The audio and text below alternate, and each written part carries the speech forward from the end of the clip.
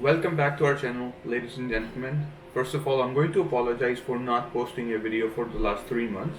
I was doing something which took about 14 hours of my day from Monday to Friday, and on Saturdays I was left so tired that I was not able to make any videos.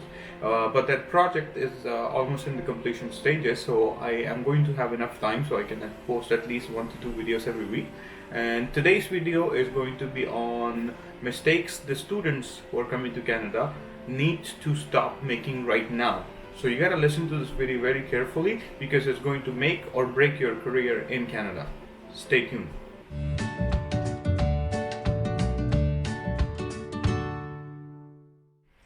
First of all, I want to thank everyone who watched the Humber College video, and the views on that video right now is 5,000. It's a small channel, but 5,000 views tells me that you appreciate the kind of work we are doing and the information we want to provide you.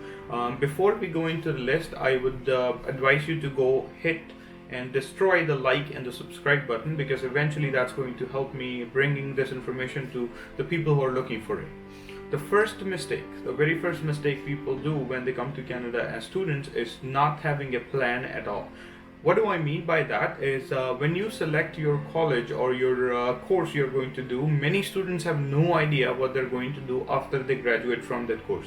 They have no idea about the kind of jobs they're going to expect, the kind of salaries they're going to get, and is there any other requirements for, besides this course, is there any other requirements for them to do to actually get a good job in the market. For example, in Canada, many of the industries and many of the different streams of work, they need a different type of license. For example, if you want to work as an engineer, you need a PNG license. If you want to work as a nurse, if you want to work as a physiotherapist, you need a license.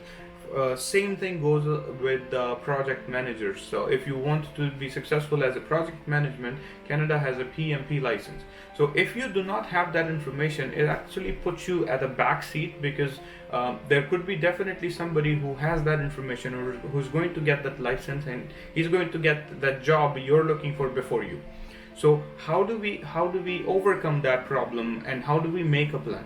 For that, I'm going to take you to linkedin.com, and I'm going to show you how you find that information about licenses, job requirements, and anything else which is going to help you beat the competition and be the prime candidate for that job.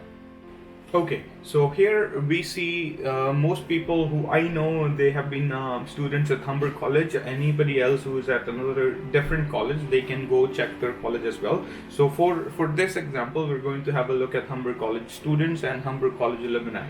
So if you go on linkedin.com and go to Humber College, you will see it shows about 100,000 people working in GTA area after graduating from Humber. So let's have a look at those people. So where they live, about 164,000 live in Canada, of course, about 117,000 live in Toronto, 10,000 live in Ontario. So basically, this is going to be a list of all the people who have graduated from Humber from different courses, and now they are working in different fields. So for this example, let's check if I want to come to Canada and I want to study supply chain management. So if I look for supply chain, it will show you all of the people who graduated from Humber, or maybe some of them are even students right now, and what kind of jobs they're doing. For this example, let's have a look at Mr. Kevin. He's a general manager at DHL in supply chain. So let's see what kind of experience he has, and is there any license he has done to get a job in this field. So his experience is general manager at DHL from December 2018 to now. Before that, he was distribution manager. Before that, he was operation manager, and you can see multiple different jobs he has taken at different places. Education wise, you will see that he did 2002 to 2006 diploma in business admin in supply chain profession. Then he went to the Canadian Institute of Traffic and Transportation for 1 year, and he also seems to have a certificate, which is a certified supply chain management professional. So boom, this is what I want people to go look for. Just by looking at this, I can see that there is a certification which you need to do if you want to go ahead and get a job in this market. So this is the kind of information everybody should look up. If you know the type of jobs you want to do, go on LinkedIn, find your college, find the professionals who studied there and are now working in the field, and the kind of licenses they have. So if you know this information, you are already 10 to 15 steps ahead of the other person who you're going to be competing against. The second mistake people make is choosing a wrong college. There are many colleges and universities in Canada, and many of them are not even licensed to give a work permit after you study in them. So across the globe, there are many ghost consultants who just are after your money and they don't care about your future. And why should they? Because many people don't care about their future as themselves. All they care about is coming to Canada. But be diligent enough, check that the college you're coming in is designated learning institute as per Canadian immigration system. How do you check it? Let's have a quick look. Okay, so to check if the college you're coming to or the university you're coming to is a designated learning institute, I'm going to leave a link down below. You can go on that link and let's see how you check that link. Right, so this is the link where you check if your college or university is a designated learning institute. You can go scroll down and it will ask you the province or the territory you're going to come in. So let's say Ontario, and the college I studied at, say Humber, and you will see Humber College, City Toronto, Humber Lakeshore Campus, Humber North Campus, offers postgraduate work permit eligible programs. The answer is yes. So this tells you that the college you're coming to is a designated learning institute, and they also assign a DLI number to the college. Let's check another college, say Seneca. So I can see Seneca College in Markham campus. They are eligible to offer postgraduate work permits.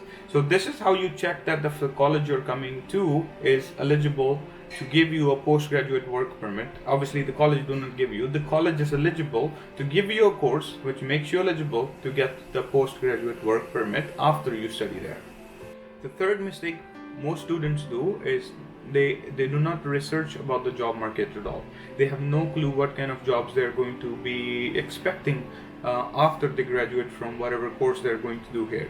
The reason is that many colleges, they have realized that people from across the globe, they want to invest in their education. They want to come to Canada in search of a better life. So the colleges, they have started making courses which attracts people from different parts of the globe. For example, I know for a fact Global Business Management is a course which a lot of Indian people come and do in Canada. I myself, I did that, and my mistake was that before I came here to Canada, I did not do any research at all. It was the whole process was in 14 days. One of my father's friend, he was an immigration consultant.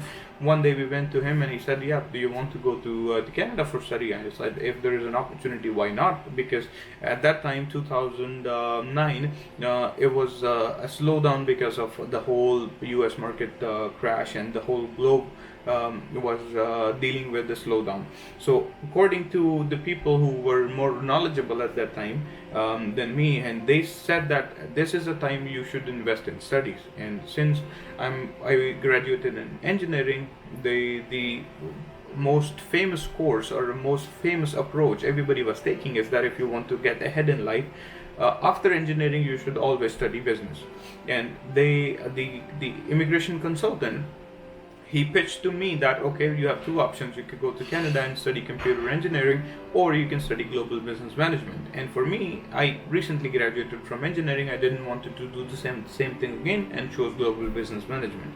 After 2 years of studies in global business management, what I found was that this course was not made for recent graduates of engineering. This course is more dedicated towards people who are already in lower management and they want to get into upper management. So this course was not really designed for me, but eventually I ended up making the best of whatever I had and started growing in the industry I started working in.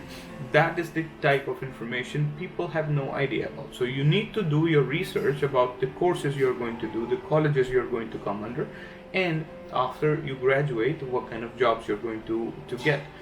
The easiest way of finding that is go on LinkedIn or go on Indeed, search for the jobs you intend to do. It will tell you the amount of job experience, work experience, the kind of other requirements you need to fulfill to get that job. Once you have that, you always are going to be ahead of your competition, so you can invest your time in getting those certifications or requirements fulfilled. The fourth and a very dangerous mistake students do is getting into bad debt. To understand this problem, you have to understand what is a good debt and a bad debt. Good debt is any debt you take to improve your situation financially. It could be education, it could be your home, and these debts would build equity over time. Anything you spend in yourself as education is going to return a lot of money back to you. Bad debt is when you take that debt, you buy something which depreciates in value. So you're losing money right up front and you're losing money over time. Many students, what they do is they see other students who are in a better financial situations than them buy accessories like cars, phones, and they get into the rat race and they keep spending money, accumulate a lot of bad debt.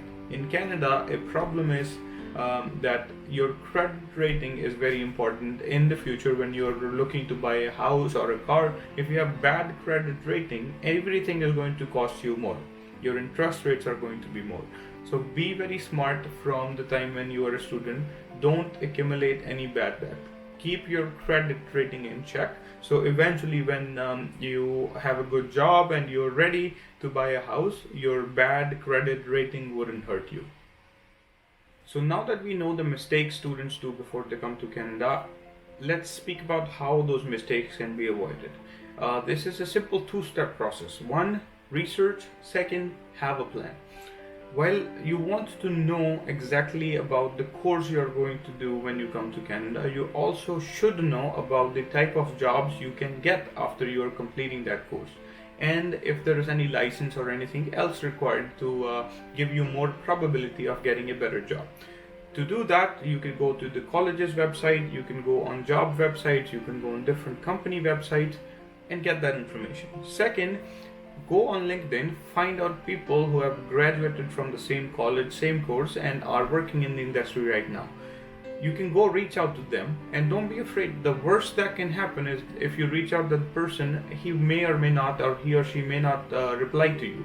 The best thing that can happen is that if you reach out to 10 people, one of them will get back to you and answer your questions. That way you have the information beforehand and you're well prepared for the challenges which are going to come your way. So always do your research before you come here. For anybody who is looking to go into global business management, reach out to me on LinkedIn. I will answer your questions the best possible way I can. That's about for today's video. If you like it, hit the like button, destroy the subscribe button. I need your support to continue making such videos, and I'm always going to try to bring in the information which I know that would have been really helpful when I came to Canada as a student. Thank you very much. See you next time.